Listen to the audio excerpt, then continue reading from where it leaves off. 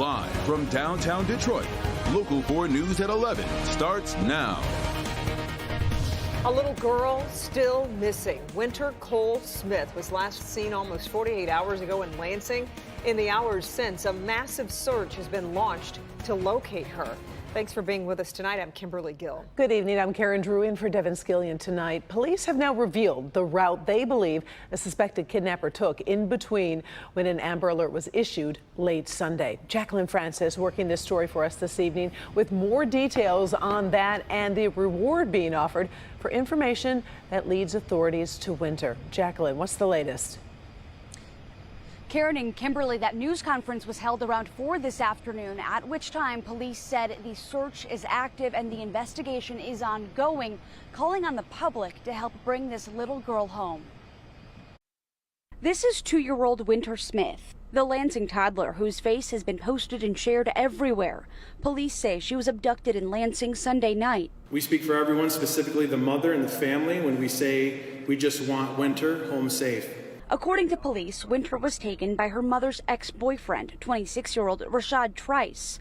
Trice is accused of stabbing the mother before taking off with Winter. Trice was arrested Monday in Sinclair Shores. Winter was nowhere to be found. Police released his escape route, showing Trice drove from Lansing down I-96 right into the city of Detroit, then over to I-94 East and into St. Clair Shores. If you have any security cameras or Ring doorbells, please check your systems. If you travel the approximate route, please keep an eye out for anything out of the ordinary. Police say Trice has not been cooperating, but investigators continue to interview him.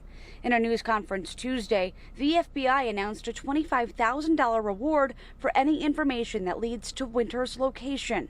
We are here today because we are dedicated and committed to bringing Winter home. Winter is one of our kids, and we won't rest until we find her. Again, that's a $25,000 reward being offered by the FBI. You can submit tips on the FBI's website or call 1-800-CALL-FBI. Reporting live in Detroit, Jacqueline Francis, Local 4. The family desperately looking for answers. All right. Thank you, Jacqueline. One person was killed and 9 more were hurt after an incident involving a fireworks explosion in Ottawa County. According to the county sheriff's office, it happened last night shortly after 11 in Park Township. 9 people were taken to nearby hospitals with injuries ranging from minor to critical. One neighbor says police were at the scene for hours. I think I went to bed and then I got up like around 3 o'clock to go to the bathroom, and then they were still out here. So I knew something bad happened. Yeah, a 43-year-old woman from Holland was killed. The exact cause of the explosion is still under investigation. An Ypsilanti man is in critical condition this hour after being pulled from the Huron River earlier today. Ann Arbor police say it happened about 3:30 this afternoon at Bandamere Park in Ann Arbor. The man was pulled out of the water, received CPR.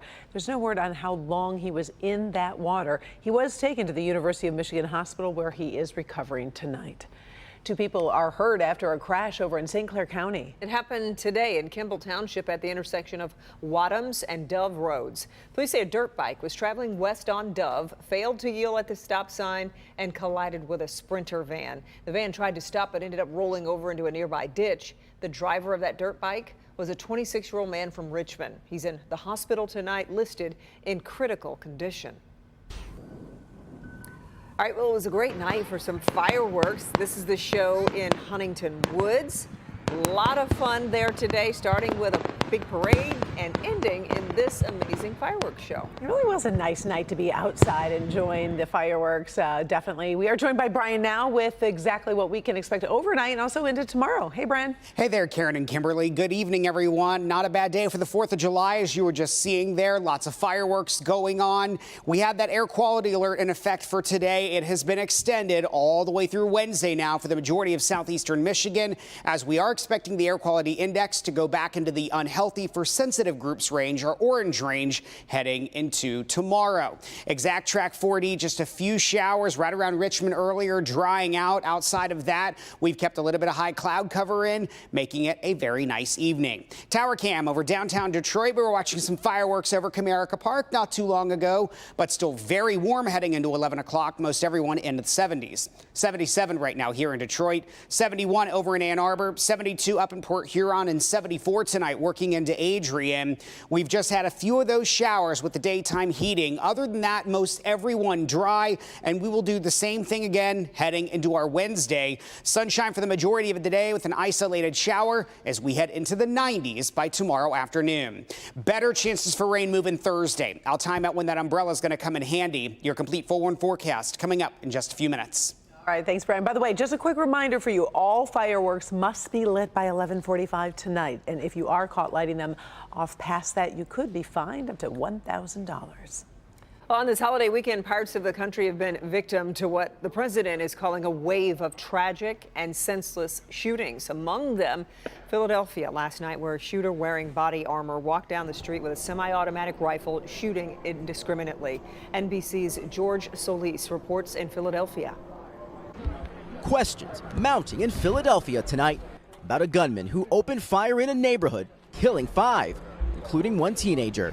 Is there any reason to believe this was a premeditated attack against this community? With the evidence that we do have available to us, that these acts were done knowingly and intentionally. The shooting also injuring at least 4 other people, including a set of twin toddlers in their car with their mother. One twin officials say suffering a gunshot wound to the leg. The other sustained injuries to their eyes from shattered glass. Everybody use caution. We still got somebody out there firing shots. Gunshots.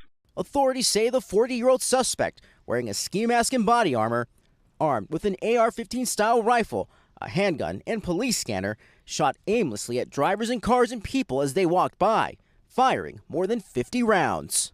Police say they're now looking at this surveillance video as part of their investigation. What happened last night in our Concession neighborhood was unimaginably disgusting and horrifying. Robert Rouse says he heard the hail of gunfire.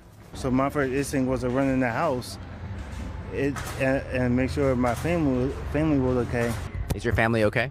Yeah, they're fine. Get a little shook up. While tending to the victims, authorities say officers heard more gunshots and began chasing the suspect on foot until they surrendered. Now in custody, the motive still under investigation. A second person was taken into custody after authorities say he picked up a gun at the scene and fired at the shooter.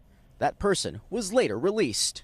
Based upon limited information I have, that we do not see a basis for concluding that that person's discharge of a firearm was illegal. Hours later in Fort Worth, Texas, police say 3 people were killed, 8 others injured in a shooting during a 4th of July celebration. Lots of people just trying to flee the area from the multiple gunshots. Police say several males fired into the crowd and fled the scene. No arrests have been made. President Joe Biden addressing the rampant gun violence, saying, "We pray for the day when our communities will be free from gun violence," and urging states to call upon Republican lawmakers in Congress to come to the table on meaningful common sense reforms that the American people support. And President Biden has made similar pleas before, but without his party's full control of Congress, significant gun legislation has stalled.